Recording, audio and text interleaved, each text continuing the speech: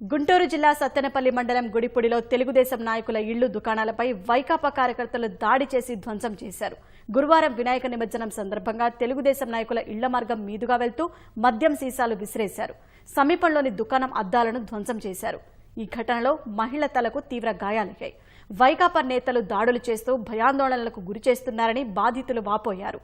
గ్రామంలో అవాంఛనీయ ఘటనలు జరగకుండా పోలీసులు భారీ బందోబస్తు ఏర్పాటు చేశారు. పోలీసులు చెప్పారు, ఇళ్లలోనే ఉన్నానమ్మా, మీరు బయటికి రావద్దు, మేము చూసుకుంటామన్నారు. సరేనని మేము ఇళ్లలో తలుపులు వేసుకొని ఉన్నామండి. ఆ రకంగా గోళ్ల దూకి ఆ రకంగా గాజు సీసాలు ఇసిరేయను ముసలివాళ్ళు ఉన్నారు. ఆ రకంగా ఏం చేయాలండి? మేము ఏం లేదు, మేము బతకాలా లేదా? మాకు రక్షణ కావాలండి. మగవాళ్ళకైనా ఆడవాళ్ళకైనా మాకు రక్షణ కావాలి. మా బాబు నేను బొమ్మను చూస్తాను నిల్చున్నామండి. సీసాలు ఇసిరి చేశారు. అబ్బాయి తప్పించుకున్నాడు. అది వచ్చి నాకు తెలిసింది. రక్తం కారిపోతుంటే పోలీసులకు చేస్తే వచ్చి చూసి నేలకుండా వెళ్ళిపోయారు. రాత్రి నుంచి పరిస్థితి ఏంటి?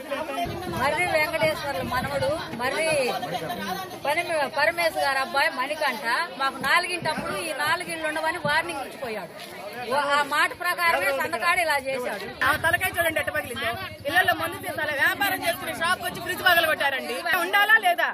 రౌడీ రాజు అంటే ఏందో చూపిస్తున్నారా?